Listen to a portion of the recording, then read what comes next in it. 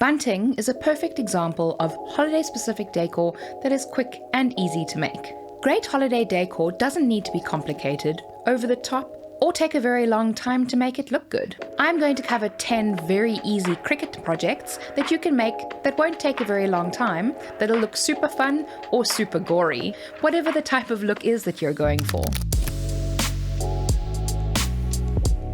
My name is Kelly, and I'm coming to you from my little Halloween crafting den this time to teach you about Cricut. I've been dealing with Cricut or similar machines for several years, and it is really a huge passion of mine to teach you everything I know about Cricut machines. Well, let's get clacking. We're going to start off easy with some pumpkin faces. These are some of my favorite things to do for a Halloween craft, and they are so versatile. You can place your faces on actual vegetables like pumpkins, turnips, parsnips, whatever kind of vegetable you can get your hands on. I mean, if you want to stay within the Halloween theme, then you can. But it's also the kind of thing that you can cut out of vinyl or cardstock, and you can even cut a pumpkin out of cardstock if, like me, you struggle to get hold of an actual pumpkin around this time of the year. There are so many perfect faces that you can use on Envato Elements, and that's what we're going to take a look at today. Because on Envato Elements, there's just so many things available that you can use and combine in such unique ways to make really cool projects. And with their easy to understand licenses and no lock-in contracts, you can cancel at any time, which makes it such a great thing for all crafters to be able to use. Now, many of the graphics on Envato Elements are PNGs, SVGs, even lots of JPEGs, so you can very easily upload them into Design Space and just add them to your project. And you'll be able to cut them within a minute or two, which makes these projects fantastic for me because this time of the year I've always got so much going on and so many things I want to do, so it's really difficult to find time to do everything. So these kinds of projects are my absolute saving grace. I've even used one of these faces cut out of vinyl as a stencil to carve into a pumpkin. Now that was a lot of fun, as it was the first time that I'd ever done that. I'm really not good at drawing things freehand, so to be able to cut things as a stencil really helps me to have a great project and a perfectly carved pumpkin. Would Halloween be complete without a scary sign? I don't think so. And I find that bunting with words on it, as you can see in the background, is a nice way to just, add a little bit of element of scary to whatever decor that you're going for. And it's actually really easy to make. So we're going to start off this one by installing a font to our computer. Now, if you just search for Halloween under the font section in Envato Elements, you're going to come up with a very long list of awesome fonts that you can use. And let's be honest, any of them will work perfectly. I've chosen the Sticky Blood font to use for this project, and if you have Design Space open, please be sure to close it and open it again so that the font can be accessed in the program. As part of the backing of the bunting, I am going to use this coffin graphic as I want to have a slightly different look to this one. I mean, it's Halloween, so why not use a coffin? And this one I can simply upload the SVG file, so I don't need to do any heavy lifting. Once it has been uploaded, I'm going to add it to my canvas and resize it to around 20 centimeters or so. Next, with the design selected, I'm going to use the contour feature to remove out that little plus. So we click on contour and we can click on the plus itself or on the plus on the side and deselect. Now I like to add a little bit of depth to my bunting, so I am going to add an internal offset for an extra layer. So I'm going to click on the offset panel and I'm going to move the dot from the right hand side of the line to the left hand side of the line so that we get an internal offset. It doesn't matter what the number is, but I find that between 1 centimeter and half a centimeter is good here. So I'm going to click apply and I'm going to change the colors a little bit. So this one, the back layer, is going to be brown and the inside layer is going to be black. Next, I want to add in some holes for where the twine will go when we string it up. So I'm going to move that off to the side, add in a circle, resize the circle so that it's around half a centimeter, and move it to the coffin. I'm going to place it there. So I'm going to right click and duplicate the circle, and then clicking away, because I find it easier to select it, and moving it across. Now I want to slice these out of the coffin. So I'm going to select both of the layers on the right-hand side, and I'm going to weld them together so that it is one layer.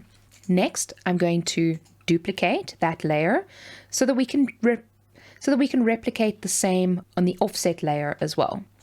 So I'm going to highlight them both and slice. Now we can move it. We can see we now have 2 holes there for our twine, and we can delete these layers. I'm going to send that to the back, overlay this on top, and you can see how the layer just barely covers, and in all honesty that's probably fine. But if you want to be a little bit more precise, then we can click on this layer, drag it to the coffins, move them so they're in exactly the same position, select the black layer of the coffin, and slice. Now when we select both of those 2 layers, they will line up perfectly. And once again, we can just delete those layers. I'm going to group these just so that it's easier to work with. And now we can simply add in our text.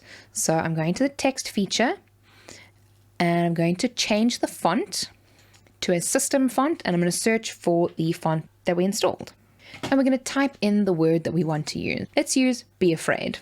Now we're going to increase the size of the font to fit in the coffins, and just to make sure that all of the letters will fit inside the coffin, I'm just hovering the coffin over. The only one that might not fit is the A, and that's fine.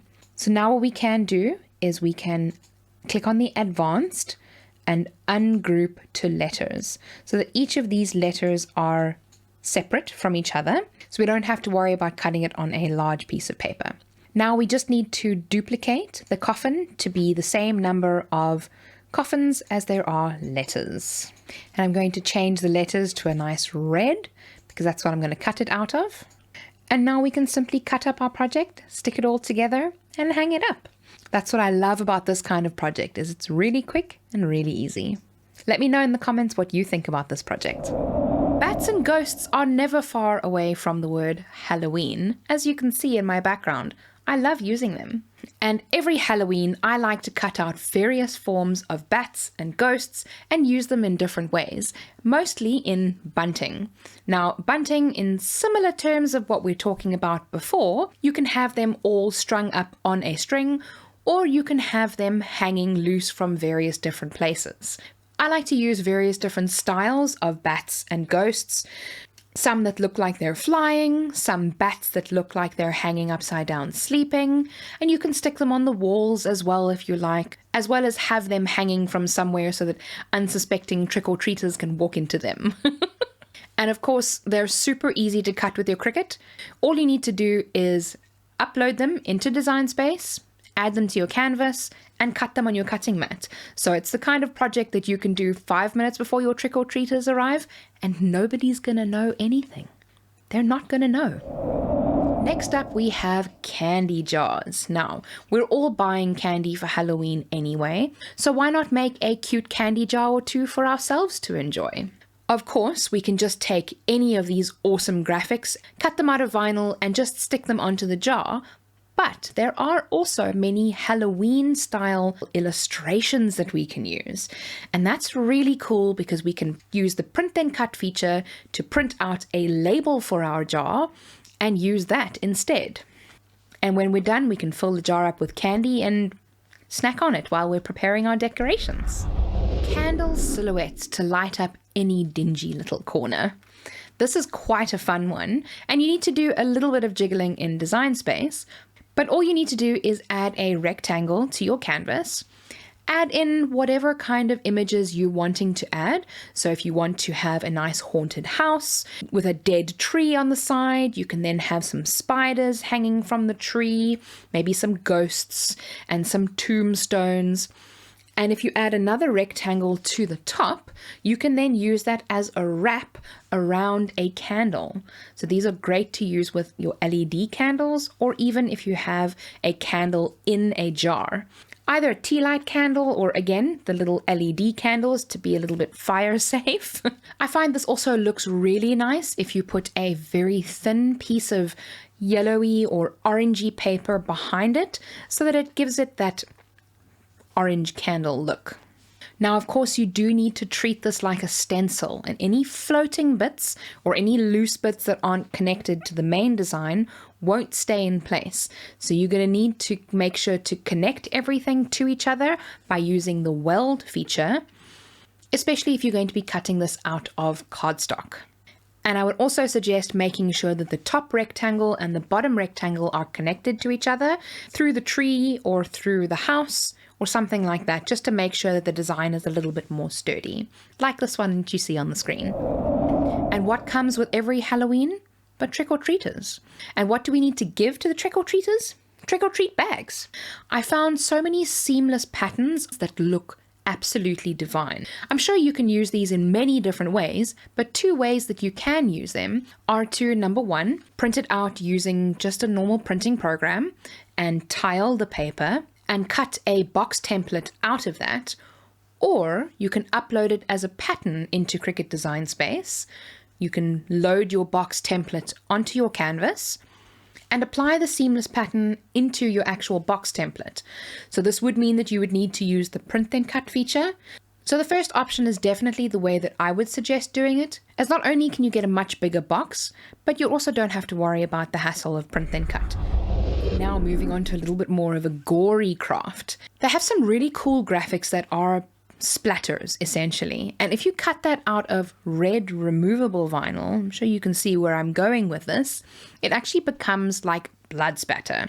And again, this is for those that like to veer into a little bit more of the gory side, and you can use the removable vinyl on walls, on windows, but like I said, make sure to use removable vinyl so that you don't damage anything in the process. Now, to nicely complement the blood splatter, we can use a red hand on the wall. You can add this to your windows or to your walls, and if you strategically place both the red hand as well as some of the blood splatter, I'm sure you can really freak out your neighbors. Did you know that there are things like washable spray? Now, this is particularly useful when using some of these graphics and converting them into stencils. So you can use stencils for many different types of things. You can pair it with some sprayable chalk and do some fun things on the walls that'll just wash off with water. Or you can make smaller stencils and do designs on cookies. The number of things that you can do with this is just so vast. All you'll need to do here is to add your design to the canvas and add a shape to the canvas. Now this will be the shape of the outside of the stencil, so you can use a square. Slice the 2 layers together, your design and the shape that you've added, and make sure again to connect any of the floating pieces by just welding in a little square or a rectangle, because any pieces that aren't connected to the main piece will fall away and you won't be able to use them. Now my favorite one is next, but tell me which one you've enjoyed the most so far. And don't forget to subscribe to Envato Tuts Plus while you're down there for more Cricut videos in the future. Now, the last craft that we're going to go over today is a larger than matte tombstone. This one seems a little complicated, but it's actually really easy. And this method can be applied to pretty much any of the graphics that we're going over today. So I'm going to be using a relatively simple tombstone to show you the process.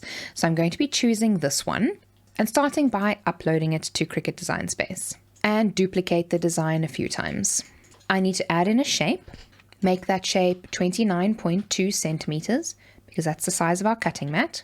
Resize our tombstones. Now, the easiest way I find to get the correct size that I want for my tombstones is to duplicate the square, overlap it a little bit, because we need to be able to glue them together. And that is roughly the height that you're going to want for your tombstones. I would say if you want to only use 2 or 3 mats, you can have it around 55 centimeters. Then what you can do is you can have your design next to your blocks and resize that according to the size of the blocks. I'm going to put 2 of them off to the side. And now we can start with the actual slicing of our project. So I'm going to duplicate some of these squares as well, because we're going to need quite a few of them. I'm going to send them to the back and zoom in to the square. So we want to place the item that we're going to be slicing over the square. We're going to select both of the layers and click slice. This will be cut out of one piece of cardstock, and we can delete that because we don't need it anymore. What we are left with is this part, but we're not going to use that part. We are going to rather use one of the copies. So we can even delete that. I'm going to place it on top of that part of the one that we've just sliced. And we need to make sure that when we are slicing this layer, that we have a slight overlap of that layer. So I'm going to zoom in again and move the square so that it fits. Zoom out, select those two layers because that will select the layer at the back as well as the square, and slice those. We can now delete that, and we don't need this either. And we have that part. So if I have to change the color, you can see how these two overlap each other a little bit now. Now we're going to take the last square and the original design, and we're going to overlap these two. So here we have it again in the same location. So it's a little bit of a jigsaw puzzle just to get everything to fit. And here we are going to overlap that corner as well as that corner. And we can then select those two layers. There we have those two layers, and slice those. So we can delete that, that, and that. And we can make this color, let's make it green so that you can see. So that's essentially what we're going to do. We're going to cut this out of 3 pieces of cardstock and then stick them all together, and we'll have a 60 centimeter tombstone. Thank you so much for watching this video. I'll see you in my next Cricut video on the Envato Tuts Plus channel. And remember, be kind to someone today. See you soon.